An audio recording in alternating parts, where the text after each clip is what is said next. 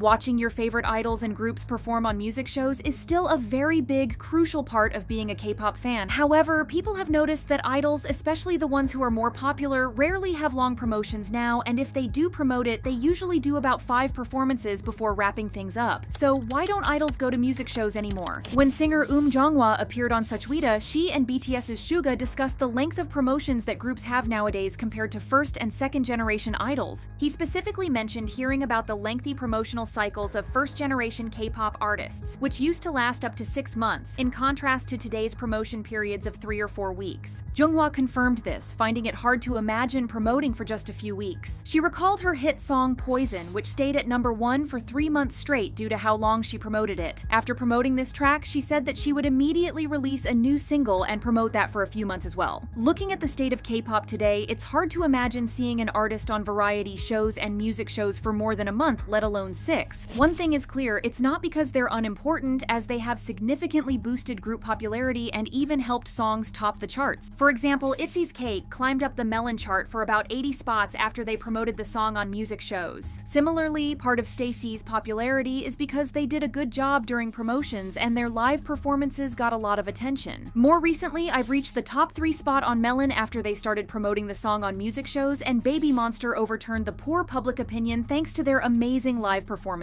And these are just more known groups because, when it comes to Nugu groups, music shows are the only way to get their name out there. These appearances basically announce when groups debut or make a comeback, which is crucial since the general public doesn't really keep up with artists that they're not interested in. If they don't see these groups and idols promoting on music shows, then the releases might fly under the radar and not get any recognition. They also get professionally filmed performances and fan cams, which are shared online for global audiences to see. Given the boost in exposure and potentially higher payment fees for music festival gigs, one might assume that extending promotions or attending additional shows would have no downside for artists. Surprisingly, the truth lies in the opposite direction. Victon's Hanse has recently shared the truth on why K-pop idols aren't that enthusiastic to promote on music shows anymore. According to his bubble messages, even though music shows are nice, the exposure isn't as great as it used to be for second-generation idols. The biggest reason seems to be that the companies tend to spend a lot to make it possible for idols to attend shows since they have to pay for the stage set, hair, makeup, styling, food, drinks, and staff.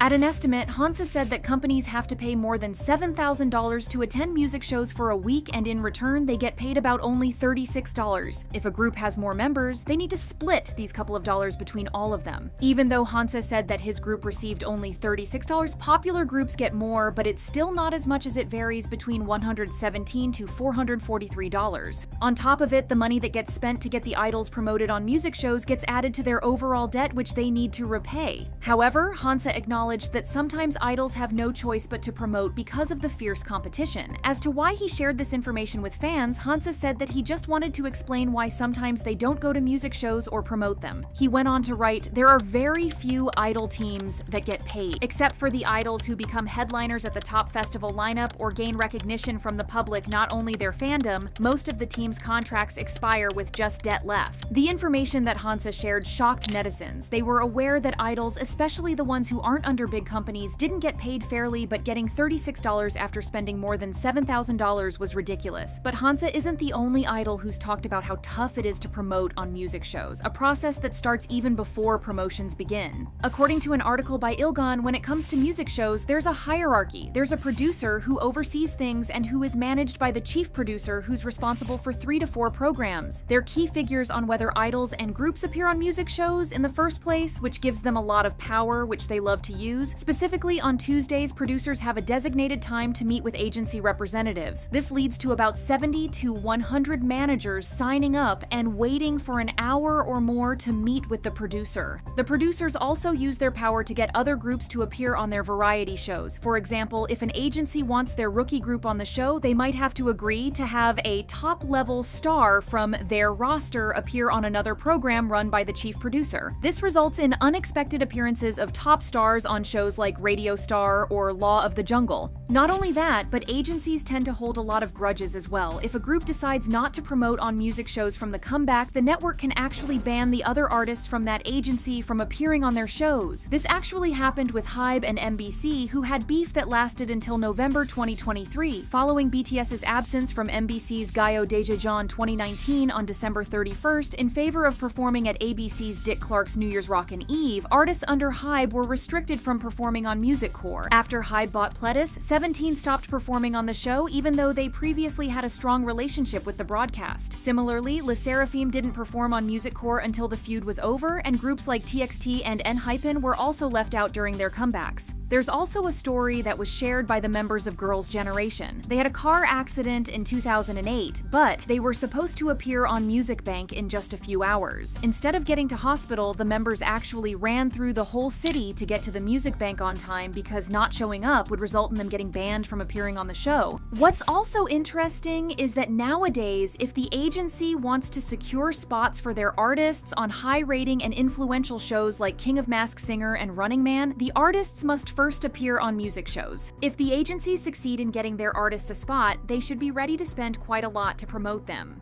As Hanse said, agencies have to spend thousands of dollars to make it possible for idols to promote, and most of this money goes to stage outfits. Author Yoo Song-woon wrote that broadcasting networks don't really like it when artists wear the same outfit that they wore to another show, which means that groups need to have about 4 stage outfits so that they can switch it up. Can you imagine how much it costs to dress groups that have a lot of members? Then the promotions start. In the episode of Sana's Fridge with Sul Yoon, Sana revealed that groups that haven't been in the industry for more than 3 years get bad time slots in music shows, starting at the crack of dawn. This means that for these appearances, they get their hair and makeup done starting around 2 to 3 a.m., depending on group size, and appear for the pre-recording at around 4 a.m. Then they have to wait around in one room until the broadcast starts, which Lee Hyo-ri says leads to fights between group members. Then comes the live broadcast, which includes interviews and the ending stage. If they also want a live interview, they have to pay for it, which is mind-boggling. After the show ends, idols are required to stand in the hallway and wait for the music show executives or higher-ups to greet them. If they win first place, they are expected to treat the producer and staff to dinner, which means that everything doesn't end when the cameras turn off. Not only that, but attending the big 3 music shows from Friday to Sunday means that they get entire days without properly resting even a bit. Unfortunately, this comes on top of other demands like the need to maintain specific diets based on concepts, practicing daily, and additional commitments like variety shows, interviews, and radio appearances. Mind you,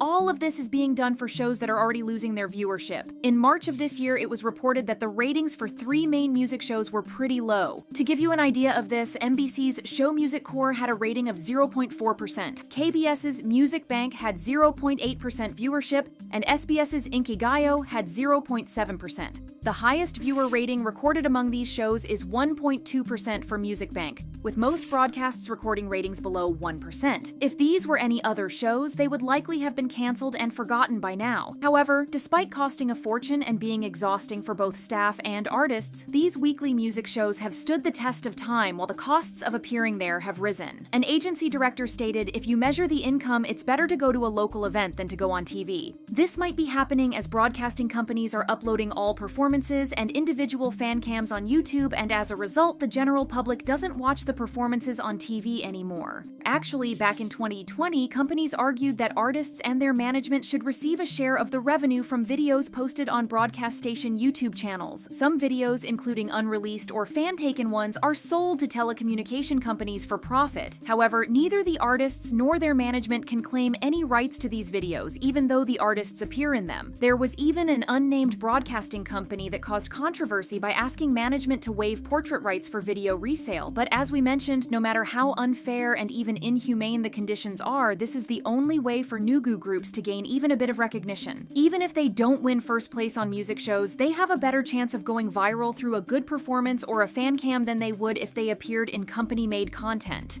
However, this is why fans shouldn't see it as a big deal if idols choose not to promote for months on end. Knowing everything we know now, it's no surprise that after they establish some sort of popularity, idols only appear on music shows to see fans and perform their new release. Considering everything, why would they go through the effort of recording a song, filming a music video, and learning choreography if they didn't intend to perform it? However, now with all the rules for even participating and the favoring of big groups, music shows have lost their essence, and it's sad to know that idols go through a lot and get little to nothing in return.